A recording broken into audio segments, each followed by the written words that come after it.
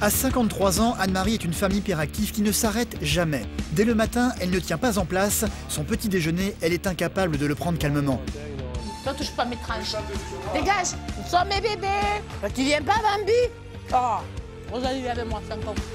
Et ce sera comme ça durant toute la journée. Anne-Marie s'agite en permanence et parle fort tout le temps. Son mari Mohamed a dû s'habituer à ne jamais avoir le silence dans la maison. Regarder les informations à la télévision tranquillement, c'est une chose impossible pour lui. C'est bien, les infos? Le sport, le foot? Ouais. Moi, tu vois, au bout d'un moment, je te parle plus parce que... Le seul moyen pour lui d'avoir du calme, c'est quand il va travailler seul sur le chantier de l'un de leurs appartements. Dans la journée, il me faut ces heures-là parce que sinon, ça n'irait pas. Eh ben, t'es prêt, chef? Mais ça ne dure jamais. Anne-Marie finit toujours par venir le rejoindre et le calme disparaît instantanément. Là, t'as vu, là? Ah, il faut repasser, hein? T'en déconnes, hein? Mais il y a un coup, là, dans ces trucs, là, sérieux. Mais non, pas celui-là, là, celui d'en bas, là. Mohamed parvient malgré tout à supporter sa femme. Le problème, ce sont leurs enfants et particulièrement le plus grand, David, qui ne supporte plus le comportement de sa mère. Les repas de famille sont devenus invivables et finissent systématiquement en pugilat. Alors, tu es le plus bête, intellectuellement parlant, le plus mou, le plus ralenti. Rien que dalle, pas de fiancé, pas d'amis, rien. Mais c'est incroyable.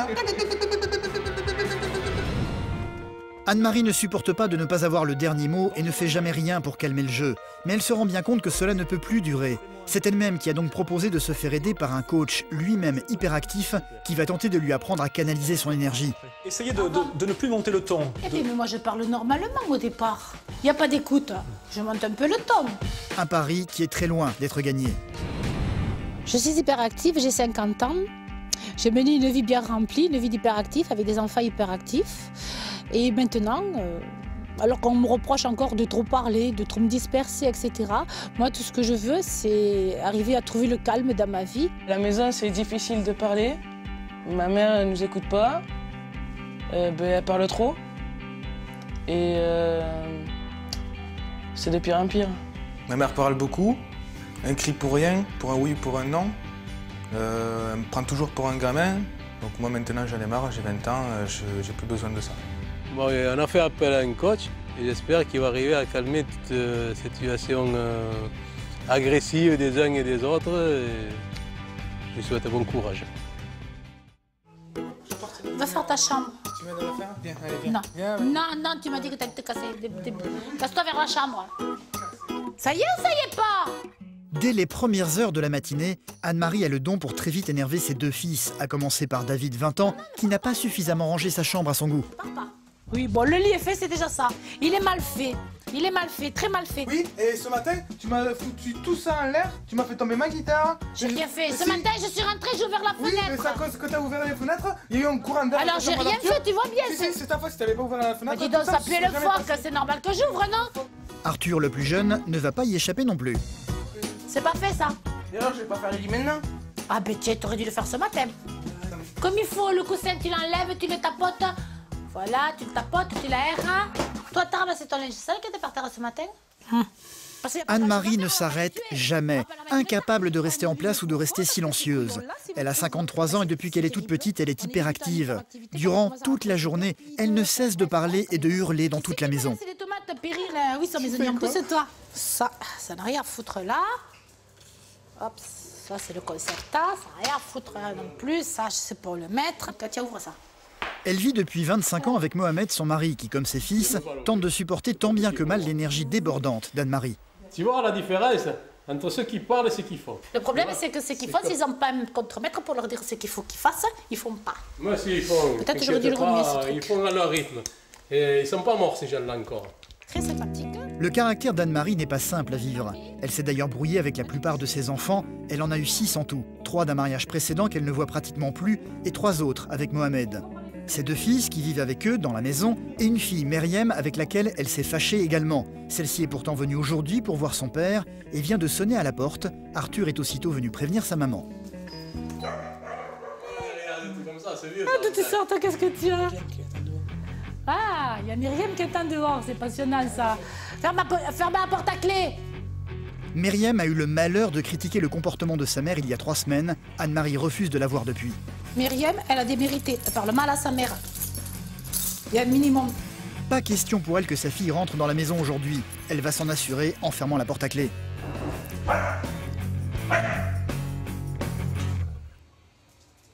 La dernière fois qu'elle m'a sorti, c'était des horreurs. Des horreurs du genre que j'étais une mauvaise grand-mère, hein, qu'elle trouvait que je la recevais mal, alors que nom d'un chien, je mets les petits plats dans les grands plats, je fais tout ce que je peux. Anne-Marie est radicale dans son comportement, ce qui n'arrange pas vraiment Mohamed. Lui aurait bien aimé voir sa fille aînée aujourd'hui. Puisque l'aîné se comporte mal, l'aîné doit être sanctionné. Parce que moi, en tant que mère éducatrice, je ne peux pas permettre à l'aîné de me manquer de respect, de me prendre pour un petit bol, sous peine de voir tout le reste suivre le même chemin. Ce sont des enfants. Hein. Il faut qu'elle le comprenne, il faut qu'elle le comprenne. Je vais te dire. C'est très bien qu'on ne peut rien leur dire, ce sont des enfants à qui on ne peut rien dire. Autant elle que les deux autres. C'est pour ça que je ne lui dis rien et que je ferme la porte à clé. C'est pour ça que je ne dis rien et que je ferme la porte à clé. Je répète pour la 4e fois. C'est pour ça que je ne dis rien et que je ferme la porte à clé. Il faut dire que tous les enfants d'Anne-Marie ont été diagnostiqués hyperactifs. Quand ils se disputent avec leur mère, le ton monte très vite et personne ne tombe jamais d'accord. Je ne veux plus de conflits. Je veux avoir la paix. Et il faut que le message passe, hein, d'ailleurs. Hein. Il faut que les hyperactifs que j'ai amenés à l'âge adulte, mes enfants, que j'aime beaucoup, c'est normal, je les ai tous aimés, je les ai tous voulus, un par un. J'estime qu'ils doivent me préserver. Je suis emmerdé de cette situation, ça me plaît pas du tout. Qu'elle ait des torts à 99%, ça se voit. Mais à l'arrivée à ce point, c'est parce que tu ne sais pas gérer qu'on en est venu à l'explosion. Si tu avais géré, il y a déjà 1 an, 2 ans, si tu avais dit stop, on ne peut pas aller plus loin, stop, vous passez les bornes, stop, tu ne peux pas faire comme ça, stop, tu ne peux pas parler à ta mère comme ça. Tu n'as jamais dit stop. Tu n'as pas fait ton travail de mec. Tu t'en vas? Tu lâches les armes? Je te l'explique, hein? Non, c'est bon, c'est bon. Ah ben si tu viens pas parler, ben... Bon, de toute façon, le mauvais exemple, il passera pas. Et voilà. Et le combat, c'est ça, faut te combattre. Ça m'ennuie énormément d'être le tampon, d'essayer de calmer tout le monde. C'est pas facile, c'est trop difficile. Arthur, la table! Ce que redoute le plus Mohamed, ce sont les repas où toute la famille est réunie autour de la table. Comme l'énergie d'Anne-Marie ne faiblit jamais et que leurs 2 fils ne se laissent jamais faire, il est impossible de manger dans le calme. Je prends le meilleur. Ah, c'est toi, toi! Il va se moucher. Donc tu sais qu'ici, il mange... C'est bon, hein? C'est bon ou c'est pas bon? Je vous l'ai dit, ne vous pressez pas, personne ne se lève tant que j'ai pas fini. Et toi, là-bas, tu te tiens comme il faut à table, qu'est-ce que c'est? Mais dis donc, on dirait que je t'ai rien appris. Je prends la tête, hein. C'est la tête surtout. Ça monte au cerveau en fait. C'est pas que... Tu vas devenir comme moi bientôt. Ah non, mais déjà... Tu vas fermer les yeux, boucher les oreilles et tu vas attendre que les choses passent. Que le train passe. Tellement que tu seras fatigué. Heureusement que je suis bavarde, parce que vu que tu as nos lives, que tu passes ta vie devant l'ordinateur, si je ne te parlais pas, tu ne saurais même pas parler. Alors... Tu es le plus bête, hier, j'ai fait quoi? Intellectuellement parlant, le plus mou, le plus ralenti. Hier, et encore, tu oses dire que je te parle trop? Tu sors pas, tu parles avec personne, t'as pas d'amis. Rien, que dalle, pas de fiancé, pas d'amis, rien. Et encore, tu viens me dire que je parle trop? Et puis heureusement que je te parle. Tu respires quand tu parles? Mais bien sûr que je respire quand je parle. C'est incroyable. J'ai l'impression que toutes les maladies de l'hyperactivité sont en elle et qu'elle dit tout ça en parlant en fait. Ça fait que hyperactif, moi je dirais plutôt hypersonique plutôt même. Donc parler. Des fois je suis en train de la regarder fixement, sa bouche pour voir si elle me prend de la respiration. Et des fois je vois que non. Alors je fais, quoi, ça va devenir tout rouge et tout, ça fait peur quoi. Hein. Vous excitez là, on ne sait pas pourquoi vous excitez. C'est pas, on s'amuse. C'est pas amusant ça. C'est comme ça que ça dégénère. Il a dit qu'il voulait parler, je lui parle. Tu veux plus que je te parle? Non. Comme souvent, David préfère quitter la table pour aller se réfugier au calme dans sa chambre sur son ordinateur.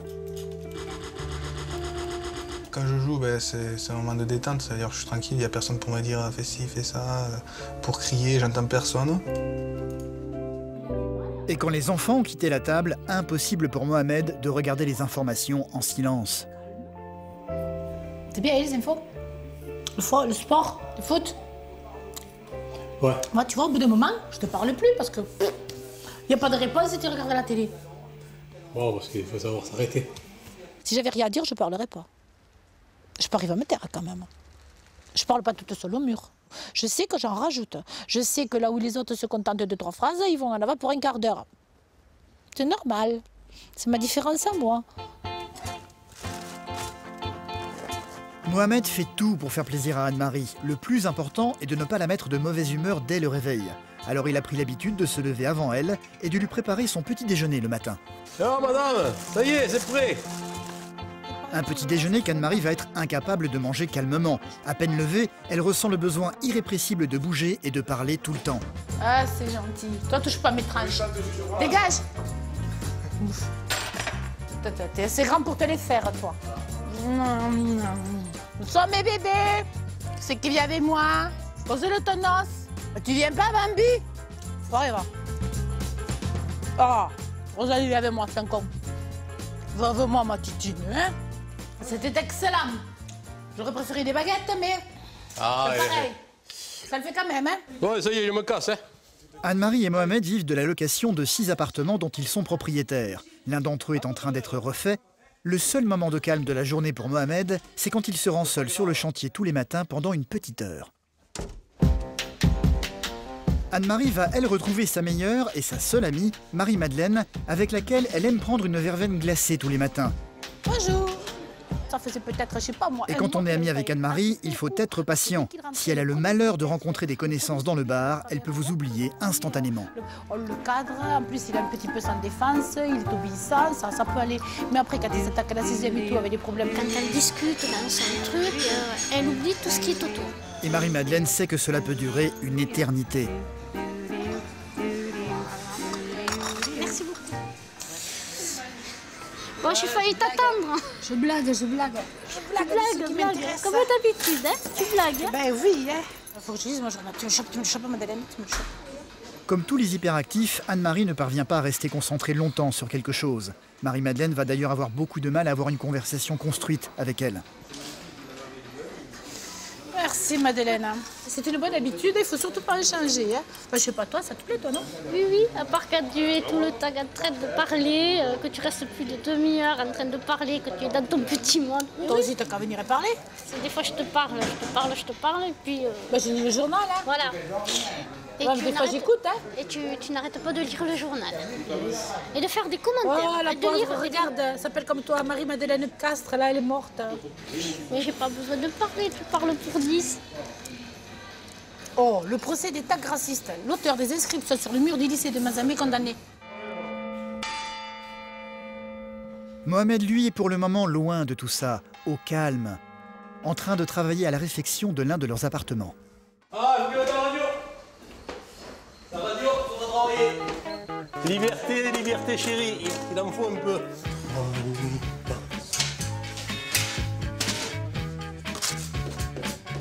Moi, c'est des moments qu'il me faut dans la journée, il me faut ces heures-là, parce que sinon, ça n'irait pas. J'aurais un gros problème de comportement envers elle, parce que c'est fatigant. C'est fatigant tout le temps d'entendre parler. Et comme je suis quelqu'un qui ne parle pas trop, mais qui aime bien avancer. Mais ça ne va pas durer longtemps. À peine sa verveine avalée, Anne-Marie va très vite venir le rejoindre pour s'empresser de critiquer son travail. Eh ben, t'es prêt, chef? Purée que t'en as fait des saletés. Quoi que fasse Mohamed, ça n'est jamais assez bien aux yeux d'Anne-Marie qui ne tient pas en place. Ouais, mais quand même, là, t'as vu, là? Ah, il faut y repasser, hein. Sans déconner, hein. Mais il y a un coup, là, dans ces trucs, là, sérieux, hein. Mais non, pas celui-là, celui d'en bas, là. Tu commences à me casser Tu m'as dit de faire toute la ligne, là. Juste là, il y en a 2, là, c'est tout. Ça va à peu près. Il faut les nettoyer, mais il faut attendre que ça sèche. Ça va à peu près. Hey. Non, tu dois répondre. Hey. Non, allez, ça va. fais-le. Ok. Voilà. Pour ce que j'en dis, que voilà. C'est bien, alors. Silence, s'il vous plaît, dans la maison. Heureusement que je suis là. Ça, comme ci, fais comme ça. C'est fatigant. Moi, des fois, je me dis comment je fais. Mais moi, je me pose la question, hein, mais comment je fais pour supporter tout ça? Bah, faut pas vous priver, hein. C'est pas aujourd'hui que vous mourrez de faim, hein. Comme à son habitude, Anne-Marie va continuer à donner de la voix durant toute la journée jusqu'à la nuit tombée. Et les repas du soir ne sont pas forcément plus calmes que ceux du midi. Si je cherche du travail, c'est que j'ai besoin de travailler. Moi, je serais pas dans les agences intérim, mais je serais en train de faire les boîtes. Vous avez présenté les choses. Si une femme de 40 à 50 ans, elle va se dire il est dans la merde, il est volontaire, il cherche du travail. J'ai pas dit je veux du travail, j'ai dit je viens pour pointer. Répète, tu lui as dit je viens pour pointer. Non, j'ai pas envie d'en parler pendant 4 ans. Je te demande de me dire ce que tu as fait, pas de me raconter un conte de fées. J'ai pointé. Ah, mais elle arrête pas de prendre la tête là, depuis tout à l'heure. Comme souvent, Anne-Marie se lance dans un long monologue qui n'aura que peu d'effet. David ne l'écoute déjà plus, lassé de voir sa mère monopoliser la parole. Je suis plus un bébé, j'ai 20 ans maintenant. Même si j'ai des soucis pour chercher du travail, c'est à moi de faire le pas parce qu'elle ne sera pas toujours là derrière moi. J'aimerais avoir un moment de calme, surtout dans la maison et surtout à table, au lieu de se crier dessus. Déjà que toute la journée, ils se crient dessus. Alors... Ça me désole que souvent, je leur donne des petites ficelles qui peuvent les aider. Comment faire? Parce que moi, j'ai eu les mêmes problèmes. Donc, pour, comment dirais-je, écourter le temps d'apprentissage, j'aimerais bien qu'ils écoutent ce que je leur dis et qu'ils en profitent. Mais non, il n'y a pas moyen. Anne-Marie semble toujours avoir des avis très arrêtés sur tout, ce qui ne l'empêche pas de se poser des questions depuis quelque temps. Pourquoi est-elle fâchée avec presque tous ses enfants? Elle sait qu'elle est hyperactive et qu'elle est incapable de se dominer. Elle a entendu parler il y a peu de l'existence d'un coach spécialisé dans les hyperactifs adultes, justement. Un coach qu'elle a finalement contacté pour le rencontrer. Maintenant qu'ils grandissent, ça devient de plus en plus dur, j'ai de plus en plus de mal, je les trouve de plus en plus agressifs. Avant, je devais les protéger, maintenant, il faut que je m'en protège. Donc, il me semble que peut-être ce petit peu pourrait me donner quelques bons tuyaux pour supporter, pour gérer. Pour pouvoir te gérer. C'est Non, ça? non, pour pouvoir les gérer à eux, pour arriver à faire quelque Oui, te gérer toi-même. Pas me gérer là, pour comprendre, trouver les bons mots, pour les calmer. Voilà, Mohamed n'y croit pas du tout. Lui en est certain, coach ou pas coach, sa femme ne changera jamais. Je ne sais pas s'il va arriver à faire quelque chose. Moi, j'espère Si c'est un pour professionnel. nous qu'il va faire quelque chose parce que vous Si c'est devenez un de plus en plus insupportable. Je la connais assez pour dire que le coach, il ne fera pas grand-chose. Je me demande même si elle va l'écouter quand il va commencer à parler.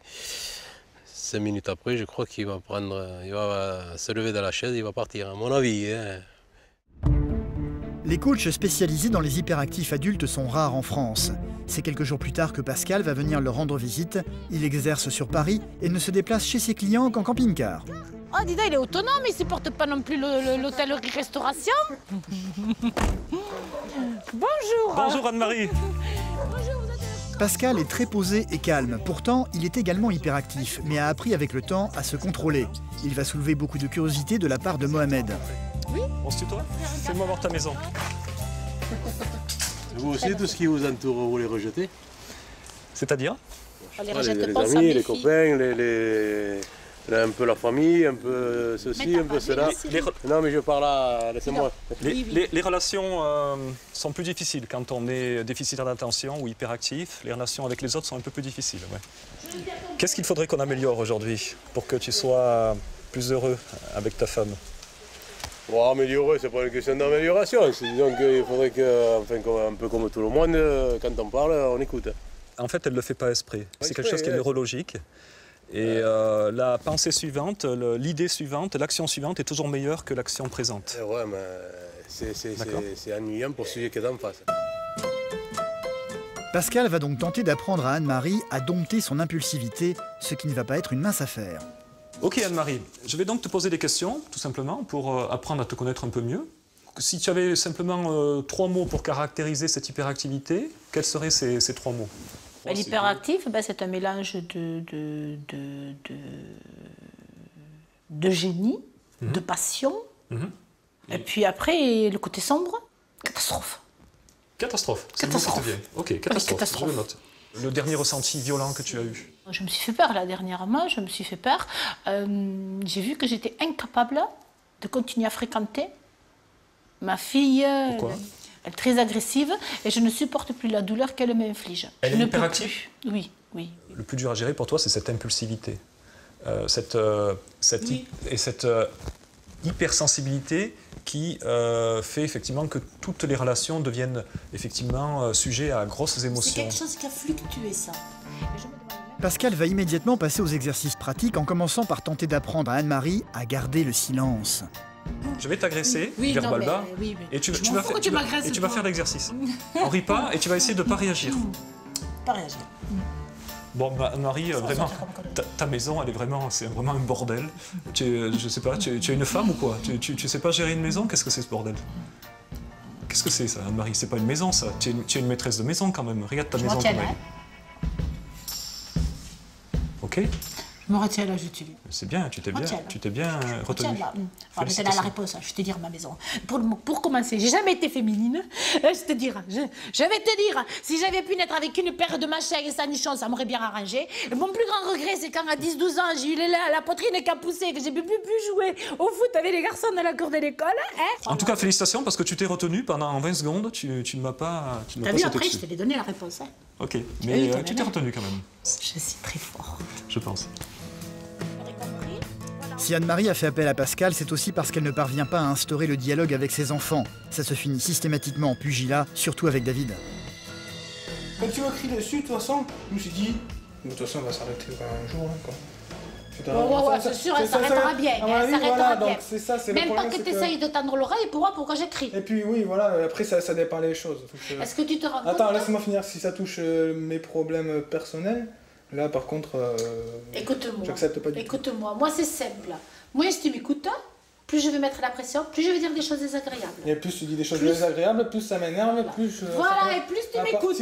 Non. Parce que le but c'est de t'énerver. Non, en fait... Alors, est-ce qu'on ne pourrait pas trouver une solution pour arrêter cette spirale qui fait monter le ton et finalement qui ne résout rien? Aucune idée. Est-ce que vous avez déjà essayé?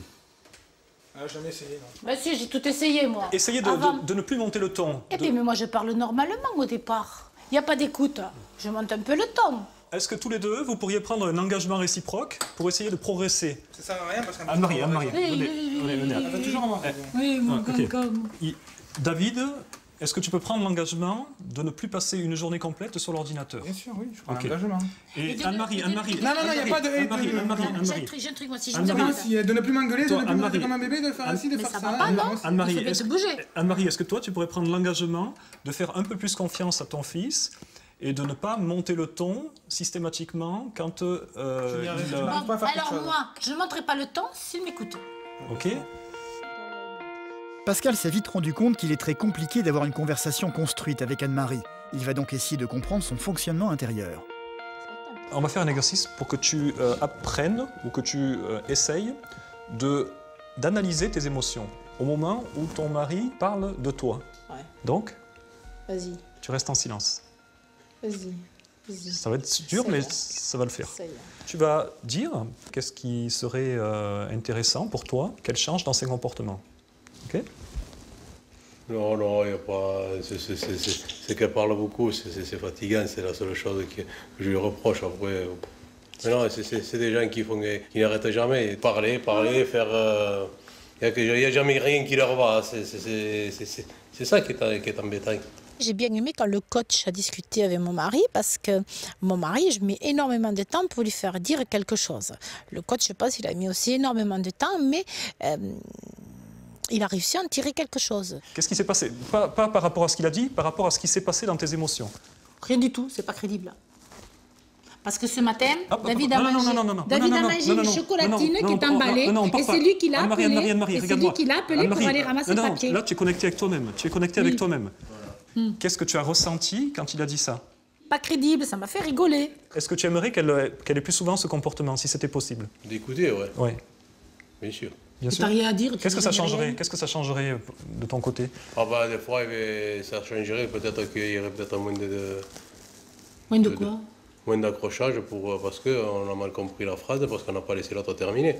Ce que je lui dis. Globalement, mais c'est son caractère et elle ne pourra jamais rien le changer. Voilà. Je l'ai prise comme ça et Voilà. je la garde comme ça. Voilà. Tu Et l'aimes je comme suis ça, content. tu l'aimes comme Je suis content ça, comme toi ça. tu l'aimes comme il est quelque part. Hein? Exactement. Hein? On peut dire que vous vous aimez. Ah ouais, non, Je trouve toujours aussi à 300%, beau, même. toujours aussi bon.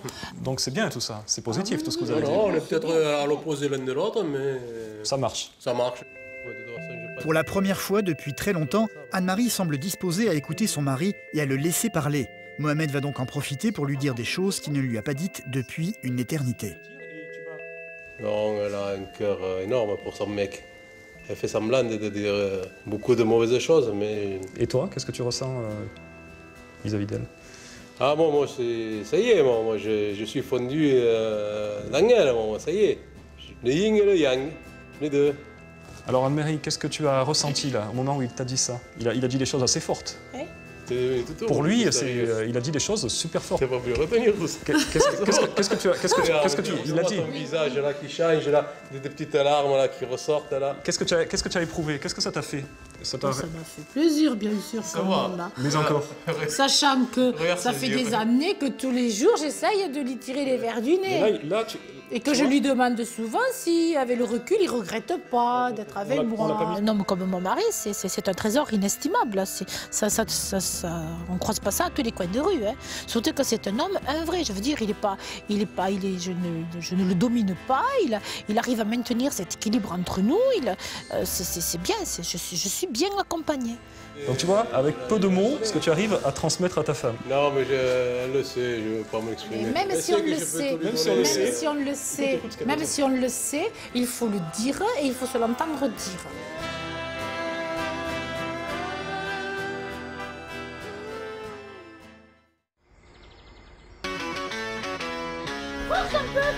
Ah, mais tu écoutes aussi. Plusieurs jours se sont écoulés et les progrès ne sont pas immédiatement flagrants. En fait, elle et David n'ont fait aucun effort pour améliorer les choses entre eux. Anne-Marie ne s'est absolument pas calmée et continue de mener tout le monde à la baguette. Arrête, mais c'est des chaussettes qui sont dépareillées, ne me fiche pas. Je te montre ce qui... Tiens, regarde, c'est pas dépareillé, regarde. Si tu la fermes, tu m'écoutais, ça irait bien. Ça, c'est que du jus d'orange. C'est ça qui est bon. Oui, donc tu prends pas le verre entier, tu fais moitié jus d'orange, moitié eau. Hein? J'ai que ça à faire. Moitié. Parce que sinon, tu vas te détruire l'estomac avec des trucs qui sont trop... C'est super. Les seuls moments dans la journée où l'on peut noter une évolution, ce sont les repas en famille. Arthur, tu veux que je te serve? Ouais. Il y a encore quelques jours, il se finissait systématiquement en pugilat. Aujourd'hui, il se passe dans le calme.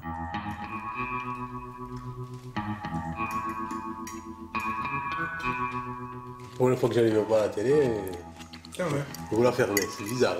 Eh ben, tu vois, comme quoi le calme appelle le calme.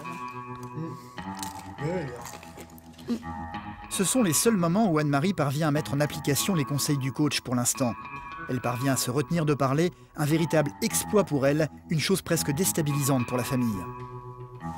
C'est bien d'avoir du calme, t'as vu? Là, je me sens un peu dépaysé, en gros, je sais pas comment. Et même quand son fils tente de la chercher, elle va réussir à faire un effort considérable pour ne pas exploser. La table, c'est fait pour manger et pour parler de choses plaisantes. D'accord, et quand t'es pas à table, t'es où? Mais ça ne va pas durer. T'es où quand t'es pas à table? Ici. Où tu vas? Tu te lèves pas de table, hein? Tu écoutes ce que je dis? Oui, mais on va reparler du travail. Voilà, tu vas t'inscrire, tu vas leur laisser ton nouveau CV, tu vas pas les mettre dans les poches. Hein? J'ai dit à moins que je trouve demain un travail. Écoute-moi. Ouh. Non, mais t'es pas le centre du monde, hein? Ouais, si, mais avec vous, si, je suis le centre du monde. Mais non. Stop. Arrête, arrête de parler, c'est pas... Ça va mal finir ça, allez, tais-toi. Ça, c'est l'autre nouveauté dans la famille. Mohamed, qui jusqu'à présent s'était résigné à subir leurs disputes incessantes, a décidé maintenant de réagir à chaque fois pour imposer le silence. Oui, c'est bien beau là de dire aux garçons de se taire, mais si tu le disais quand il y a les filles qui sont bien plus agressives, ça ferait du bien aussi. Je le dis aussi. Tu t'entraînes peut-être? Non, je le dis pour aussi. Être plus efficace avec je le dis pareil, mais c'est que c'est beaucoup plus difficile. Lui, il vit ici, je peux me permettre de certaines choses. Tu es débutant là en fait. Non, avec lui, je peux me permettre, il vit ici. Je pense que la vie serait plus sereine avec ça, avec le calme. Enfin, avec la façon de discuter normale, et pas en essayant tout le temps d'imposer sa façon de voir les choses. J'attends de voir, moi j'attends de voir. Je veux voir si ça marchait, ça serait pas le paradis, mais presque. Ça serait un bon truc déjà, je pense, pour eux et pour les autres. On a été obligé d'expliquer nos comportements, on a été obligé de... Donc on s'est mieux compris et ça nous a fait du bien parce que ça nous a réconciliés avec nous-mêmes. Anne-Marie est hyperactive depuis 53 ans. Elle ne changera certainement pas du jour au lendemain. Le travail va être long et difficile et va nécessiter de la patience et de la ténacité, surtout de la part de Mohamed. Mais les débuts sont plutôt encourageants pour le moment, même s'ils ne sont pas encore spectaculaires. La petite famille risque de devoir subir les accès d'humeur permanents d'Anne-Marie pendant quelques temps encore, avant de voir les choses vraiment s'améliorer. Je prends ta chemise, elle me plaît. C'est joli, c'est marron, c'est très dépareillé. Ça ne changera pas beaucoup. Allez, hop. Tu restes là? Ouais. Où sont mes clés? Ah, c'est classique, juste avant de partir, les clés. Ah, elles sont sur la porte. Bon, c'est bien, j'ai les clés, c'est formidable, je me barre. Tchouk.